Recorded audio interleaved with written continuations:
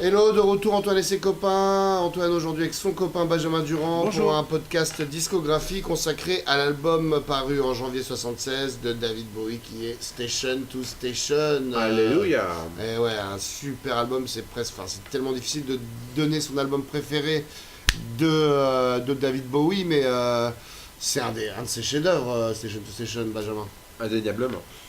Donc qu'est-ce que tu peux nous dire du contexte en fait? Il sort d'où là? Où il en est? Parce que c'est... Bowie vit aux États-Unis depuis 1974. Il a fait une tournée uniquement américaine pour l'album Diamond Dogs qui avait été enregistré lui en Angleterre. C'est David Live, c'est ça? C'est tout à fait David Live.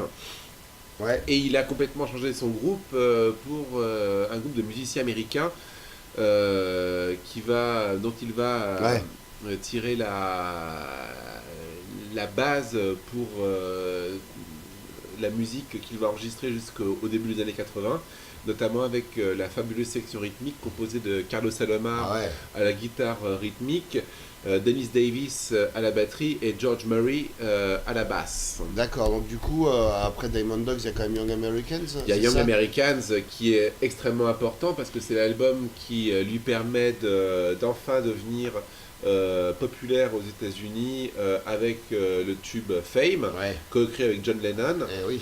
Encore lui. Et ce qui lui permet aussi d'être très présent dans les émissions de télévision, dans les talk-shows aux États-Unis à l'époque. Donc après avoir vécu un petit peu à Philadelphie et à New York, Bowie déménage à Los Angeles et va entrer dans une période très très difficile de sa vie parce que en fait la vie à Los Angeles lui convient pas du tout et il a été sujet à une addiction extrêmement sérieuse à la cocaïne à ce moment-là et il s'enferme à Los Angeles dans une vie extrêmement malsaine et il est extrêmement préoccupé par des questions, il lit beaucoup et est très perdu dans des questions de magie noire et notamment les bouquins de Aleister Crowley, dont Jimmy Page de Led Zeppelin était très très friand lui également. Donc du coup en fait Station to Station sera l'album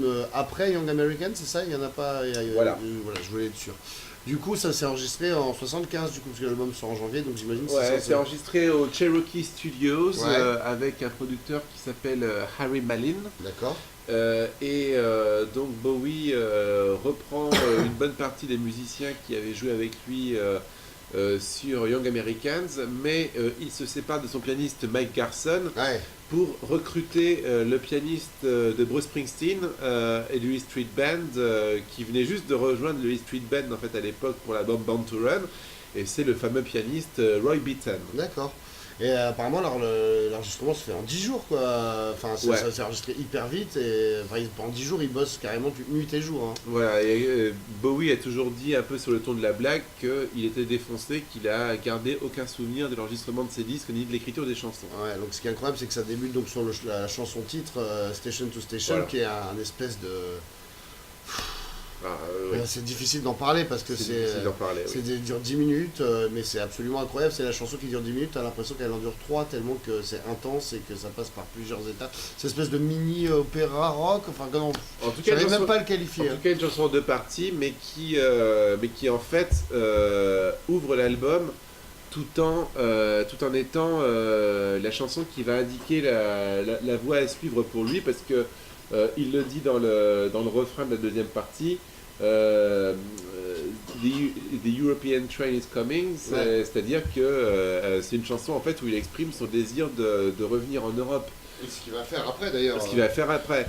Mais la chanson est vraiment l'expression de son admiration pour la scène allemande du début des années 70, de ce qu'on appelle le krautrock et le début de la musique électronique.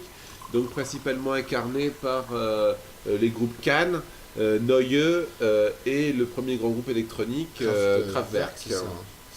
Ben dis donc, en tout cas, ça n'a pas été super bien reçu à la base, hein. Enfin, Station to Station a été un peu descendu dans certains journaux américains qui considéraient ça un peu trop long, quoi. Parce que c'est vrai que... Et pourtant, c'est une espèce de... Ça te met dans l'album tout de suite, quoi. C'est un album assez court, il y a 6 titres, je crois 3 titres par face. Et bah, comment tu peux nous en parler et donner envie aux gens d'aller le découvrir? Qu'est-ce qu'il a de... Parce que pour moi, il y a vraiment pas mal de tubes potentiels. Hein. TVC 15, Golden Years, Stay, c'est des chansons qui continuera à jouer jusqu'à ce qu'il arrête les tournées. Hein. Bah en fait, c'est de la funk soul froide. C'est un peu la continuité de Young Americans quelque part, en plus abouti. Enfin, et en plus profond et avec vraiment une humeur beaucoup plus présente, quoi. Ouais. Young Americans avait un côté exercice de style qui dans le détail ne l'est pas tant que ça, et c'est un côté un peu superficiel, mais ça ne l'est pas exactement. Ouais. Quand on écoute Station to Station, là on a vraiment une conscience beaucoup plus premier degré d'être au confessionnal, avec néanmoins une rythmique extrêmement dansante, ce qui en fait un espèce d'ovni assez fascinant du coup, parce que c'était... voilà, la musique de danse, la musique funk, etc. est censée être quelque chose d'assez festif, etc. Ouais, là... Alors que David Bowie arrive là avec son espèce de voix de crooner. On a l'impression qu'il a encore plus qu'avant réécouté Scott Walker, et il chante à nouveau comme Scott Walker sur une rythmique extrêmement dansante, extrêmement noire. Ouais. Non, mais c'est incroyable d'ailleurs. C'est du funk, c'est tellement difficile pour moi de parler de Bowie, tellement qu'il y a 15 000 trucs qui me passent par la tête, mais c'est du funk, mais intelligent. Je dis pas que le funk est une musique stupide, mais c'est une musique dansante, mais qui est complètement musicale, lyrique, justement, avec un crooner. C'est dingue. Tout l'album C'est difficile parce que l'album s'écoute d'une traite, hein. Comme Station to Station dure 10 minutes, en fait ça pourrait être 3 chansons, hein. Donc il aurait pu le découper en 3 noms de chansons, mais tout l'album est comme ça s'enchaîne, mais voilà, comme dans un rêve cet album, il y a absolument, on peut pas enlever un titre de cet album, sinon même on perd une microseconde, quoi. Ouais c'est ça, non, mais voilà, donc qu'est-ce que tu peux dire de plus là-dessus, là, sur Station to Station?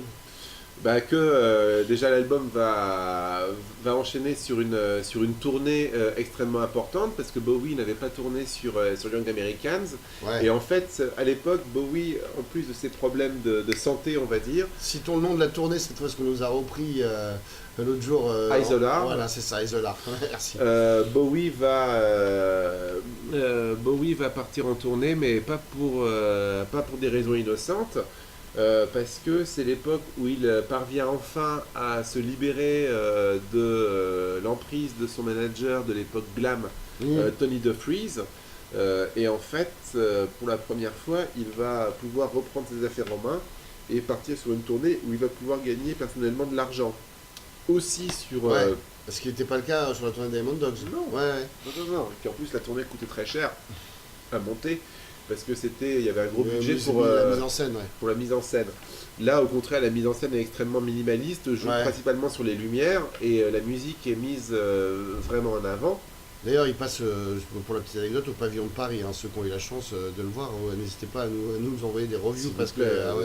Et un témoignage là, qui vient de ressortir il y a peut-être 2 ans, c'est le Nassau Coliseum qui est ressorti en entier, donc... 2010, oui. Ouais, oui, donc ça fait plus... le temps passe vite. Et d'ailleurs, les concerts s'ouvrent avec Station to Station, quoi. Donc ça devait être génial, parce qu'on n'a pas beaucoup de traces, en fait, filmées de ça, hein. Non, malheureusement, et Bowie lui-même plus tard l'a beaucoup déploré. Mais c'était le cas de pas mal d'artistes, Bowie, Springsteen, et finalement ils ont peu filmé leurs concerts, et donc il n'y a pas de choses de super qualité qui ressortent, comme ça peut être le cas avec d'autres groupes. Ouais, écoute, on peut le dire, on a été assez court, Station to Station, mais il y a pas mal de choses à dire encore. Moi, ce qui est marrant, moi j'ai cette version de TVC 15 joue au Live Aid. C'est un set de 4 titres et il ressort ça, et la version est complètement Enfin, c'est quasiment pour moi, c'est le truc le plus fort du Live Aid, qui comporte quand même des performances assez moyennes de tous les autres.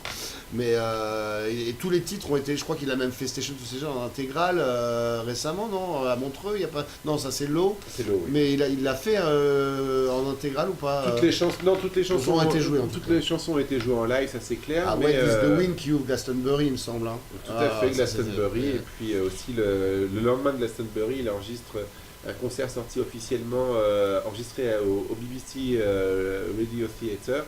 Et donc il y a une très bonne version qui est parfaitement disponible sur YouTube quand il a ses cheveux longs en 2000 comme ça, voilà. Ouais. Mais non, l'autre élément extrêmement important de la tournée, c'est le fait que encore à Los Angeles, Bowie va rendre visite à son ami Iggy Pop qui s'est fait enfermer de son plein gré dans un asile psychiatrique. Bowie va le faire sortir de l'asile psychiatrique et l'emmener avec lui sur la tournée Station to Station. Et là, il joue un peu de clavier, c'est ça, non? Non, pas du tout. Non, c'est Bowie qui va jouer du clavier avec Iggy tournée, Pop voilà, ensuite. ça.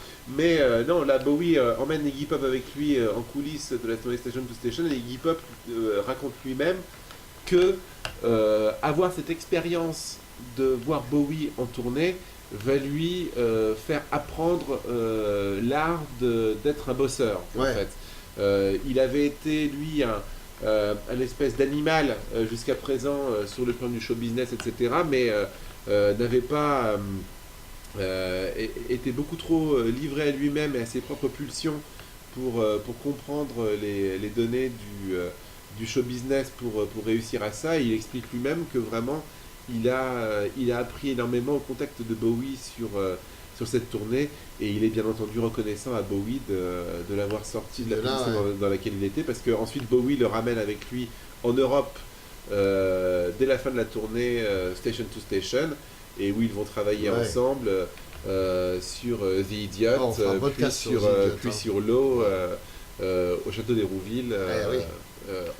Dans le Val d'Oise. Petite anecdote quand même sur la chanson Golden Years qui apparemment aurait été écrite pour Elvis Presley, mais Elvis Presley a refusé de la chanter. Oui, alors que Angie, elle dit que Angie Bowie, sa femme, dit que c'est pour elle. Donc c'est marrant ça, il l'aurait écrit pour lui a proposé, Elvis aurait refusé. Juste avant sa mort en fait, ouais. C'est ce qui se dit, mais les plus musicologues d'entre vous pourront remarquer que en fait Golden Years part sur le thème musical et la suite d'accords de On Broadway. Et c'est Carlos Alomar, le guitariste, qui, si vous pouvez retrouver ça sur YouTube, qui l'explique de façon assez délicieuse pour une interview à la BBC. Arte, ça a été rediffusé sur Arte. Voilà ce qu'on avait à vous dire sur Station to Station. N'hésitez pas à écoutez-le, ne vous en lassez pas. Voilà, on vous embrasse, ciao.